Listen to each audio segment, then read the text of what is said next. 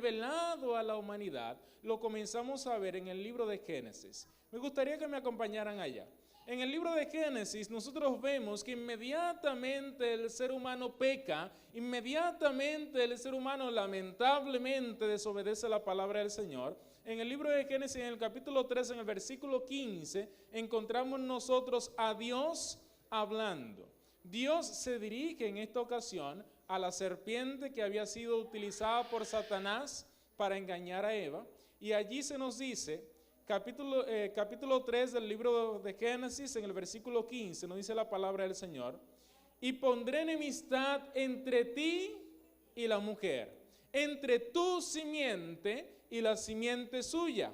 Esta te herirá en la cabeza y tú le herirás en el calcañal. Ahí está Dios hablando a Satanás, quien estaba utilizando a la serpiente, y Dios le está diciendo: mira, yo voy a poner enemistad entre ti y la mujer, pero también entre tu simiente y la simiente de la mujer. De ella vendrá alguien que te destruirá por completo. Dios está haciendo aquí la primera promesa de salvación para el ser humano después del pecado.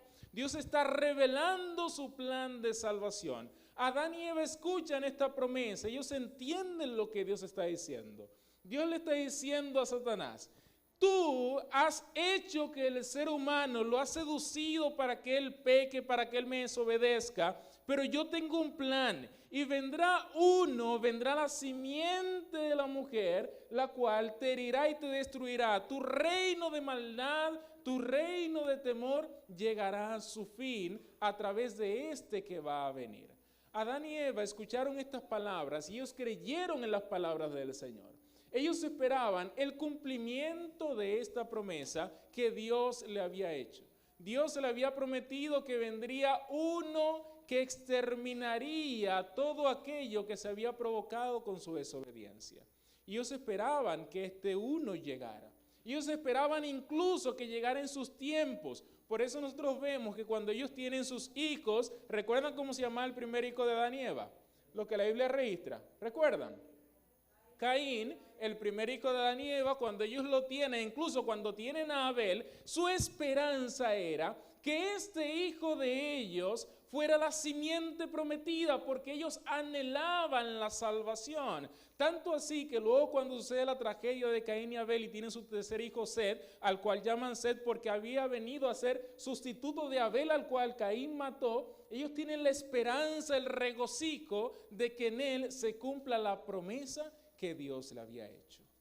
Tienen la esperanza de que su problema que tenían allí encontrara solución en el cumplimiento de la promesa. Y no solamente con Adán y Eva. Al pasar el tiempo, los descendientes de Adán y Eva también esperaban el cumplimiento de esta promesa.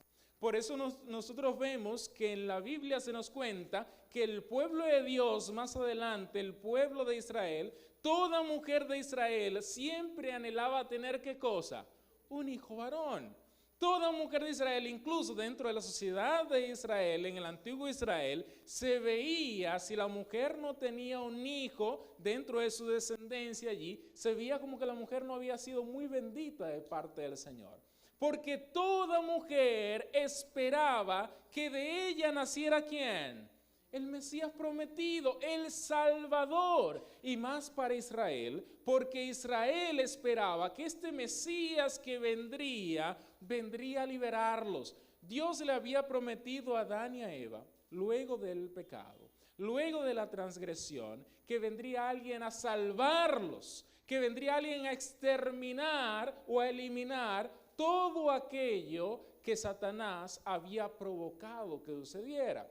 Y ellos esperaban este cumplimiento. Lamentablemente, con el paso del tiempo, muchas ideas fueron desvirtuadas, muchas cosas comenzaron a creerse de manera equivocada, y versículos como el que está en Jeremías capítulo 23, versículo 5, nosotros encontramos allí que el pueblo de Israel malentendió mucho la idea del Mesías que había de venir. En Jeremías 23, versículo 5, capítulo 23, versículo 5, la palabra del Señor nos dice: Dios había dicho a través de Jeremías lo siguiente: he aquí, vienen días, declara el Señor, en que levantaré a David un renuevo justo, y él reinará como rey, actuará sabiamente y practicará el derecho y la justicia en la tierra.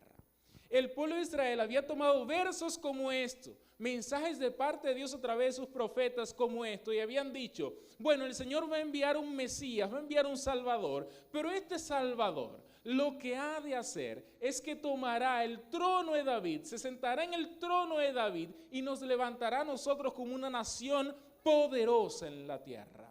Ellos para este momento esperaban un Salvador que viniera para levantarlos a ellos como una nación, un poderío aquí en la tierra. Lamentablemente, a pesar de que Dios en el libro de Génesis ya le había dicho, yo enviaré uno para que los salve del mayor problema que tienen ustedes ahora mismo, el pueblo de Israel había entendido que su mayor problema era que ellos necesitaban un líder que se levantara y los levantara a ellos como una nación poderosa, que los libertara del tormento que podrían tener aquí terrenalmente.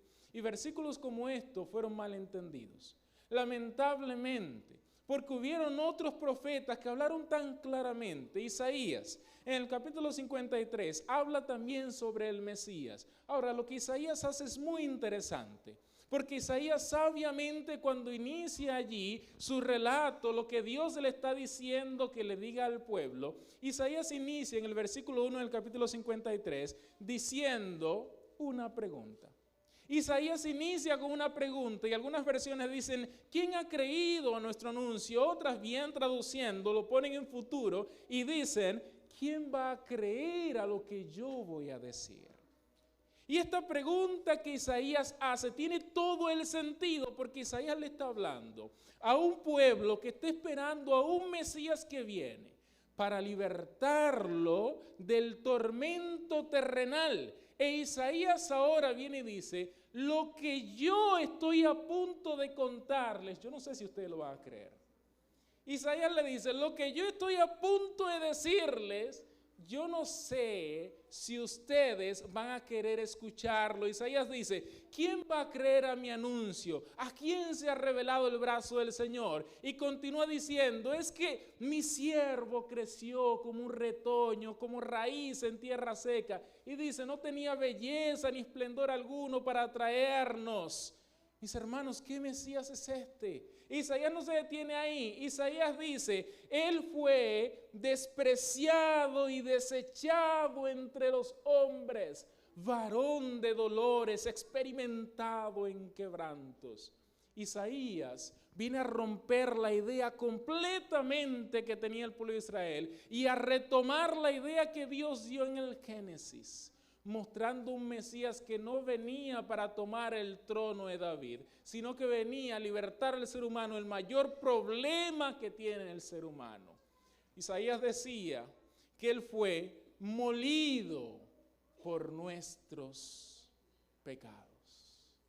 Isaías presentaba que el Mesías venía a libertarnos a nosotros del mayor problema del ser humano. ¿Y cuál es el mayor problema del ser humano? El mismo que tenía Adán y Eva en el principio, cuando desobedecieron la palabra del Señor, cuando violaron los mandatos del Señor. Y la Biblia me dice a mí en 1 Juan 3:4 que la transgresión de la ley, que el desobedecer la palabra del Señor, ¿qué cosa es? Pecado. El mayor problema del ser humano siempre ha sido el pecado. Y el Mesías fue prometido para libertar al ser humano del mayor problema que tenía. Y este es el pecado. ¿Por qué es tan grande este problema, mis hermanos? Lo que fue nuestra lectura bíblica en el libro de Romanos capítulo 6, versículo 23 lo explica. El pecado es un problema tan grande porque exige una paga. Cuando el ser humano desobedece la ley de Dios, entonces tiene que pagar un precio. ¿Y cuál es ese precio? Romanos 6:23. Porque la paga del pecado, ¿qué cosa es? La muerte. El pecado exige muerte. El ser humano ha pecado. El ser humano, ¿qué le corresponde? Morir. Y Dios, viendo la situación en la que se encuentra el ser humano, ha hecho un plan para salvarlo. Y en este plan ha dicho, yo voy a tomar al ser humano y lo voy a rescatar a través de este que ha de venir y ha de entregar su vida por cada uno de ellos. Pero este Mesías, a pesar de que Israel lo esperaba en algún momento como el gobernador terrenal, este Mesías no vino así. Isaías lo presentaba de una manera totalmente diferente. Y cuando llegó también llegó de una manera totalmente diferente a la que ellos esperaban. Nosotros encontramos en la palabra del Señor que nos cuenta que este Mesías, el cual todos los israelitas esperaban, el cual todas las mujeres esperaban que fuera parte de su descendencia, llegó y fue hijo de una pareja bastante humilde. ¿Recuerdan quiénes fueron los padres de este Mesías? Una jovencita llamada María, en la cual se cumplió la promesa. Se cumplió a tal manera que cuando a ella se le dice que sería la madre del Mesías, se le dice, bendita eres tú entre quienes. Entre todas las mujeres, y claramente era bendita porque en ella se cumplía la promesa desde el Génesis, mis hermanos. María y su padre terrenal, ¿cómo se llamaba? ¿Y cuál era la profesión de este José? ¿Era él un poderoso del pueblo de Israel? ¿Era él un príncipe del pueblo de Israel? Era un simple carpintero, mis hermanos. Ahí vino a nacer el Mesías, no en cuna de oro, sino en un pesebre rodeado de animales. Allí vino a nacer el Salvador prometido desde el principio de la humanidad. Y es tanto así, el inicio de este Mesías es tan humilde, que cuando leemos el relato bíblico en Lucas capítulo 2, versículos 22 y 24, cuando María y José van a presentar al niño allí al templo, la ofrenda que ellos llevan, mis hermanos, es una ofrenda que muestra su condición humilde. En la ley se había establecido en Levíticos, en el capítulo 12, versículos de 6 al 8, que cuando un niño nacía se debía llevar una ofrenda al templo. Esta ofrenda debía ser un corderito que debía ser presentado al sacerdote. El corderito era presentado por el niño y el niño era presentado delante de Jehová.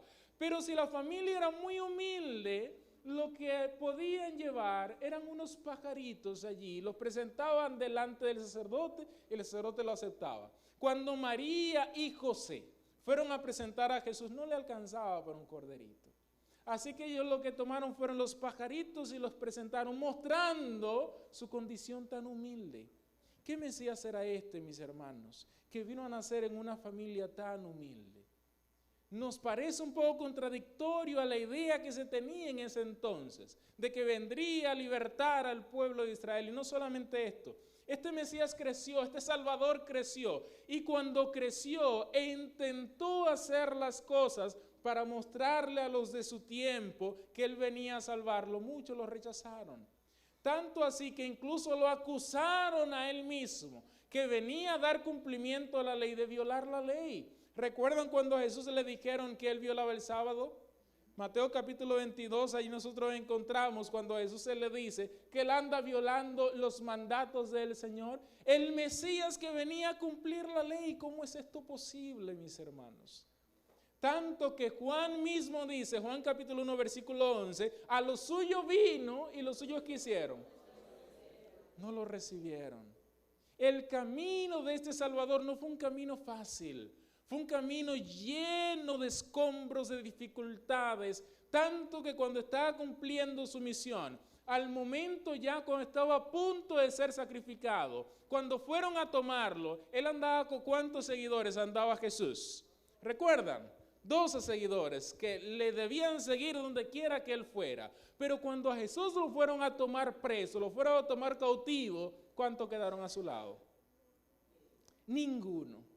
Ninguno, se quedó totalmente solo y luego de eso tuvo que pasar por azotes, tuvo que soportar una corona de espinas, tuvo que soportar burlas, tortura y lo pusieron a cargar su propio madero hasta el lugar en el cual se le debía dar muerte. El camino de Jesús no fue fácil, el camino de nuestro Salvador no fue algo sencillo. Pero él lo soportó, nació en una familia humilde, vivió humildemente, soportó todos los sufrimientos y todo para cumplir su misión como Mesías de salvar a la humanidad. Y aquí yo quiero ponerlo un poco más personal. Jesús aceptó cada uno de esos tormentos y sufrimientos. Aceptó no nacer en una familia rica, llena de posibilidades. Aceptó venir a la tierra y pasar cada una de esas dificultades para salvarlo a usted. Para que hoy usted tenga la oportunidad de salvación y vida eterna. Para que usted y yo hoy podamos decir, yo puedo ser salvo de la condenación del pecado. Jesús hoy nos invita a nosotros a que aceptemos este plan de redención. Dios nos quiere salvar. Ha hecho todo para que nosotros podamos ser salvos. El pecado exigía un precio. Él pagó el precio para que nosotros podamos ser salvos.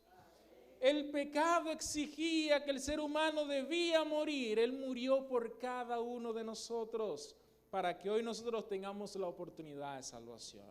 ¿Y qué es lo que Jesús pide? Que nosotros sigamos sus pasos. ¿Cuántos de los que están aquí quieren seguir los pasos de Cristo Jesús? Aquí yo quiero hacer una aclaración, mis hermanos. Porque acabamos de ver que el camino que Cristo Jesús anduvo no fue un camino fácil. Que los pasos que Cristo Jesús dio estuvieron cargados de dificultades. En esta mañana, ¿usted quiere seguir realmente el camino de Cristo Jesús? El camino de Cristo Jesús lo llevó hasta el Calvario. ¿Está usted dispuesto a llegar hasta el Calvario por Cristo Jesús? ¿Está usted dispuesto a soportar las dificultades de este mundo por amor a Cristo Jesús, el cual se entregó por usted para salvarlo? Mis hermanos, hay oportunidad de salvación, pero hemos de entender que debemos seguir el camino de Cristo Jesús. Y si queremos seguir el camino de Cristo Jesús, nos llevará hasta el Calvario, pero lo maravilloso es que el camino de Cristo Jesús no terminó en el Calvario. Jesús llegó hasta el Calvario. 1 Corintios capítulo 15, versículo 3 y 4 nos dice: porque primeramente os he enseñado lo que asimismo recibí, que Cristo murió por nuestros pecados conforme a las Escrituras, y que fue sepultado, y que resucitó al tercer día conforme a las Escrituras. ¿Usted quiere ser salvo? Sigue el camino de Cristo Jesús. No le prometo que es un camino lleno de rosas, tiene sus dificultades, lleva al Calvario, pero no termina ahí, termina en la gloria de Cristo Jesús. Él resucitó al tercer día y de ahí en adelante hubo gozo entre todos aquellos que lo vieron. Su vida puede estar llena de gozo en Cristo Jesús si en esta mañana usted acepta el plan de redención, si usted acepta lo que Cristo Jesús ha hecho por usted. Y es suficiente usted andar cargando con su propio pecado. Y es suficiente de que usted salga de aquí y siga su vida sintiendo que está en condenación. En esta ocasión usted tiene la oportunidad de vivir libre de toda condenación en Cristo Jesús porque ya Él pagó el precio. Por eso yo quiero hacer un llamado en esta ocasión. Quiero llamar a todos aquellos que reconocen que Cristo Jesús es nuestro Salvador. Todos aquellos que reconocen que Él se entregó por nuestros pecados. También quiero llamar a estas personas que quieren andar el camino de Cristo Jesús. Que reconocen que no es el más fácil, que puede llevar al Calvario, pero que no termina ahí.